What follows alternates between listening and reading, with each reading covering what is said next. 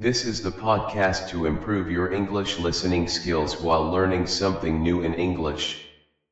Every episode, we bring you interesting topics in simple and clear English, so you can listen, learn, and grow.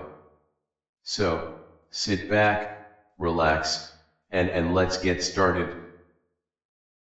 Welcome back, everyone, to another deep dive. Today, we're going to be looking at something really interesting. You guys sent in this story, The Legend of Nenek Luhu from Maluku, and it's all there in KizaNenekLuhu.pdf if you want to check it out. Basically, we're trying to figure out what this traditional story can teach us, and I think there's some pretty relevant wisdom we can all take away. Now, this story revolves around a woman known for wisdom. Yeah, and these kind of stories are always super cool to look at because they really act as blueprints for how people see the world, like how to treat each other, how to live. Think of it like a recipe, but for life lessons passed down over generations. Right, like a guide for living. Okay, so diving into this story, we see Nenek Luhu is this wise older woman. She lives in a small village in Maluku, but her reputation goes way beyond her little village. People from all over come to her for advice about life and nature. It really makes you wonder what kind of knowledge she had to be attracting so many people. Well, I think it shows how important experience was in that culture, right? It's like, when you don't have libraries and books everywhere, the elders, those who have seen and lived, become the source of knowledge, the keepers of wisdom. It's all about that lived experience. Absolutely. Now, this village, it wasn't all peaceful coexistence. According to the story, there was a big problem brewing, a major conflict. And you know what caused this whole thing? A disagreement about land boundaries. Who owned what? Where their fields started and ended. Sounds pretty familiar, right? Even today, we see this kind of stuff happen. Oh yeah, totally. Fighting over resources, especially land, that's a recurring theme throughout history. It's about basic survival. So yeah, things got pretty heated and it almost escalated to violence. Really intense stuff. Yeah, it was getting out of control. That's when Nenek Luhu steps in. But what's fascinating is how she handles it. She doesn't take sides or start bossing people around. No, she brings everyone together under this big tree. Can you imagine that? The whole village assembled. And then she says something really profound, and I'm going to quote directly from your source. Tanah ini bukan milik kita selamanya. Kita hanya menumpang hidup di sini. Jika kalian terus bertengkar, kalian akan kehilangan lebih dari sekadar ladang, kalian akan kehilangan persaudaraan dan kedamaian. Powerful, right? It really is. She's reframing the whole situation. Not about ownership anymore. It's about sharing, understanding that we're just passing through.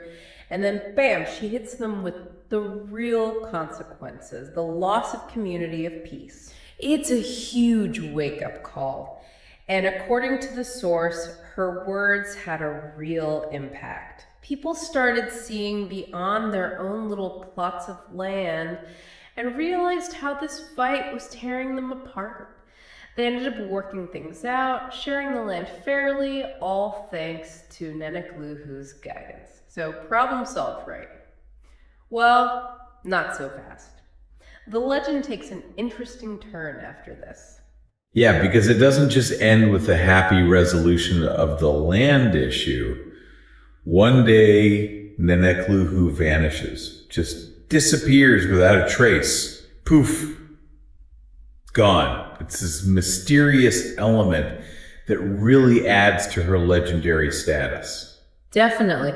But what's really interesting is how the villagers react. They don't see it as this terrible tragedy. Instead, they believe she became part of nature, her spirit's still watching over them. It's this beautiful way of keeping her alive in their memories. And you know what? Her name is still remembered in Maluku as a symbol of wisdom and unity, which speaks volumes about the influence she had. Absolutely. She became much more than just the woman who solved that one dispute. She became a symbol of those values for the whole community. So I guess the question is, why does this story still resonate with people? What are the big takeaways we can learn from the legend of Nenek Luhu? Well, the source really highlights a few key things: wisdom, unity, and the importance of peace. And it emphasizes that this story isn't just an old tale. It's a reminder about how dangerous division can be and how powerful it is when people come together. Basically, the message is as relevant now as it was back then. Totally. So let's dig a bit deeper into those lessons. The first one is about how to handle conflict wisely. Nenek Luhu didn't try to overpower anyone. She used her understanding and her words to guide everyone to a peaceful resolution. What do you think about that approach? How can we apply that in our own lives? It makes me think about how often we just jump into trying to fix things or force our own opinions on others without really listening. Nenek Luhu shows us that sometimes stepping back, looking at the big picture, and appealing to shared values can be way more effective than just trying to win an argument. It's about finding solutions where everyone feels heard, even if it means compromise. Exactly. It's like, instead of fueling the fire, she calmed things down by reminding everyone what they were really risking, losing their sense of community. The second lesson focuses on unity and cooperation, something the source connects to this idea of Gotong Royong, that spirit of working together that's so important in many cultures. The villagers were so caught up in their own little pieces of land that they were about to destroy the whole fabric of their society. And the fact that Nenek Luhu reminded them that their relationships with each other, their kinship, was way more valuable than any material possession, that's just so powerful. It's something we still see playing out today, right? Like, think about workplaces or even online communities. When everyone's only looking out for themselves, things fall apart pretty quickly. This story is really highlighting the idea that when we work together, everyone benefits more than when we're all just trying to get ahead at the expense of others. Right. It's about the collective good. Now, the third lesson we can take from this is all about our relationship with nature. Nenek Luhu's words, "Tanah ini bukan milik kita selamanya, kita hanya menumpang hidup di sini," they offer pretty profound perspective on how we should view the environment. What stands out to you about that? For me, it's that idea of being temporary caretakers, not owners. It challenges this whole idea of owning the land and instead suggests that our role is to care for it because it doesn't really belong to us. It belongs to everyone, and eventually we'll pass it on to future generations. In a world where we're dealing with so many environmental problems, this kind of ancient wisdom feels more relevant than ever. It's like a call to look beyond our own immediate needs and consider the long-term impact we're having on nature. Exactly. It's about recognizing that we're all interconnected with the natural world.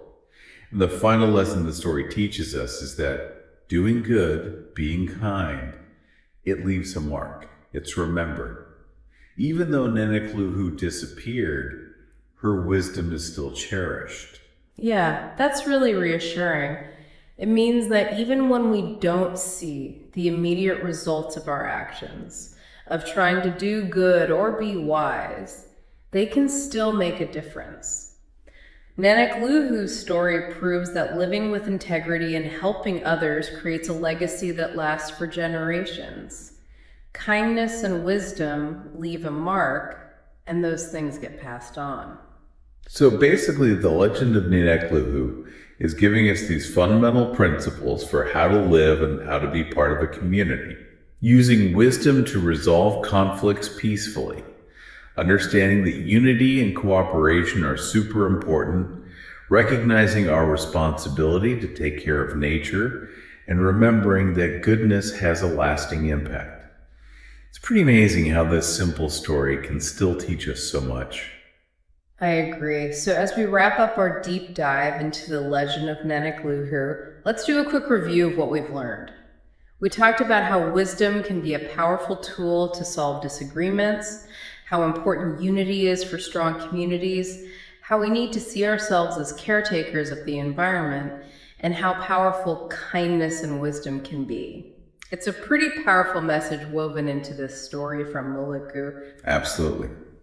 And with that, here's something to think about.